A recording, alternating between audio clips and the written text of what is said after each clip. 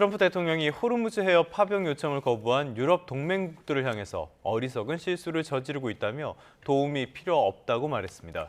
미국의 데테러 수장은 이란 전쟁을 지지할 수 없다며 사의를 밝혀 파장이 일고 있습니다. 워싱턴 연결합니다. 신윤정 특파원, 트럼프 대통령이 북대서양 조약기구뿐 아니라 한국도 거론하면서 도움이 필요 없다 이렇게 말했다고요? 네, 그렇습니다. 현지 시간 화요일 백악관에서 아일랜드 총리와 만난 트럼프 미국 대통령은 작심한 듯 유럽 동맹국들을 몰아세웠습니다. 이란에 대한 군사 공격에는 찬성하면서도 미국을 돕지 않는다며 실망했다고 말했는데요. 영국과 프랑스 등 나토 동맹국들이 호르무즈 해협 파병 요청을 거부한 데 대해서 정말 놀랍다며 매우 어리석은 실수라고 직격탄을 날렸습니다. 직접 들어보겠습니다.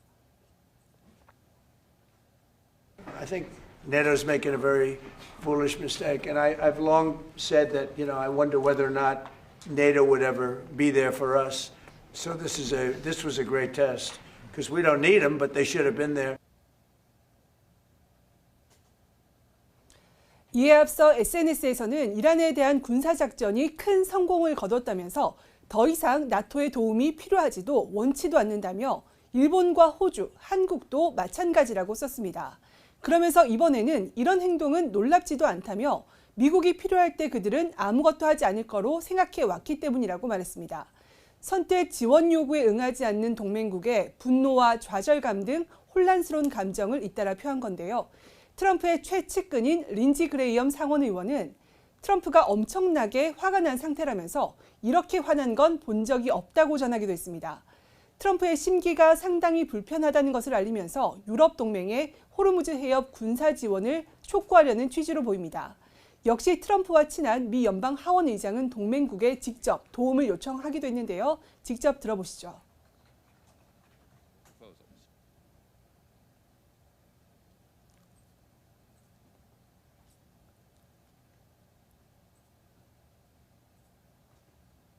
네, 트럼프 대통령이 한국과 중국, 일본 등 5개국을 콕 집어서 파병을 요청한 지 단 3일 만에 필요 없다고 말을 바꾸면서 직접적인 파병 압박이나 다국적 연합군 구성 계획은 변동될 수 있어 보입니다.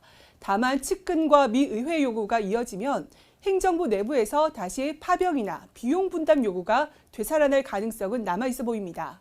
트럼프 대통령은 이 밖에도 이란전 종전 시점과 관련해 아직 철수할 준비는 되지 않았지만 가까운 미래에 철수할 것이라고 답했고 호르무즈 해협 봉쇄가 풀리는 시점에 대해서는 그리 오래 걸리지는 않을 것이라고 답했습니다.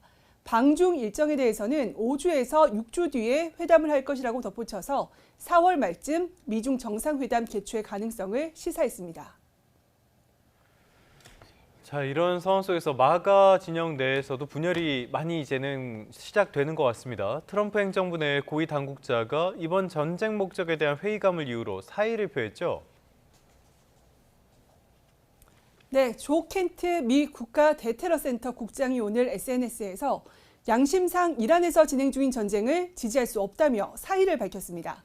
켄트 국장은 이란은 미국의 즉각적인 위협이 되지 않았고 우리가 이 전쟁을 시작한 건 이스라엘과 이스라엘의 미국 내 강력한 로비에 의한 압박 때문임이 분명하다고 지적했습니다. 그러면서 자신은 11차례 전투에 파병된 참전 용사이자 아내를 전쟁에서 잃은 유족이라면서 트럼프 대통령을 향해 누구를 위한 전쟁인지 숙고해달라고 요청했습니다. 트럼프 대통령이 지난달 28일 이란에 대한 군사 공격을 시작한 뒤 트럼프 행정부 고위 당국자가 자진 사임 의사를 밝힌 건 처음입니다.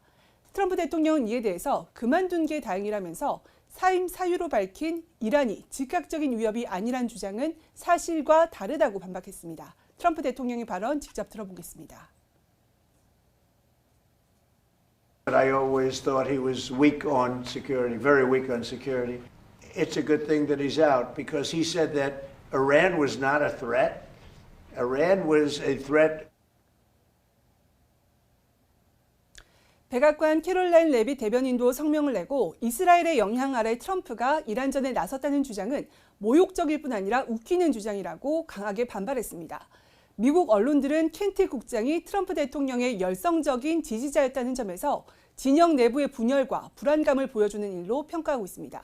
AP통신은 이란에 대한 무력 사용의 정당성에 대한 의문이 트럼프 공화당 고위직 인사에까지 번졌음을 보여준다고 짚었습니다.